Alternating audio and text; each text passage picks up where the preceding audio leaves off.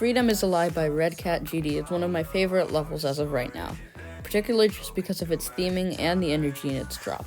It matches the song really well, and I thought it would be a good level for this video. The level pulls off a near-perfect style change between the first part and the first drop, and between the third part and the second drop. The level's gameplay, while not being perfect, is more than good enough to fit the visuals of this level, and the gameplay itself is actually quite fun. The only part in the level where I found the gameplay actually problematic was the little robot corridor right after the first part. It's pretty okay, but some of the robot jumps seem just a little out of place, and some of them are really badly synced. However, this is only one part of the level, and the rest of the level, especially the waves, have some amazing gameplay that fits the song perfectly. The cube and the drop and some of the waves feel amazing to play, and they match up with the effects in their respective parts nearly perfectly. One of the things I want to point out about this level is how effective the transition into the first drop is.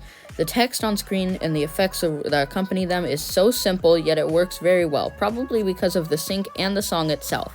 Another thing I want to point out is, while not perfect, this level is very well optimized, especially for the art in the level. I would expect this level to be sitting somewhere around 100,000 objects, yet it's only 79,000. This is actually really good because it's under the mobile object limit, which is something I struggle with a lot, especially when I was making Zeld. The little zipline section you're seeing right now is one of my favorite sections in the level, just because it uses a little bit of memory to make a really good part. It also uses the momentum from the zipline to add just some more movement to the level, which works really well. It reminds me a little bit of how satisfying some of the ropes feel in the Flash game Vex.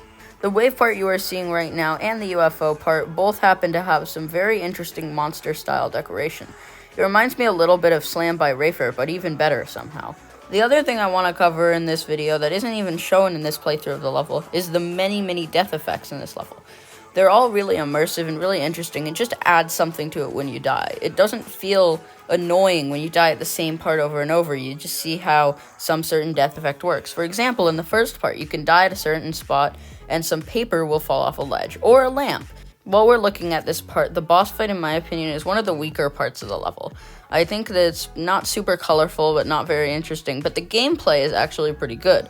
The boss fight is relatively well executed, and I don't see a lot of good boss fights nowadays anyway, so I think it does really well at what it's trying to do. There's also a very interesting intro and outro animation similar to the ones used in Rafer's video that portrays a very interesting storyline to accompany this level. It's actually a really interesting storyline, and I recommend you go check it out. All in all, this level's really good, and redcat did an amazing job with this one. Hey, I just wanted to say thank you for watching. I hope you like this new style of Best Levels content. I'm going to make one of these episodes every 3 or so episodes. Make sure to check out redcat. I have his YouTube in the description. Thanks to him for giving me permission to use his footage. So, yeah.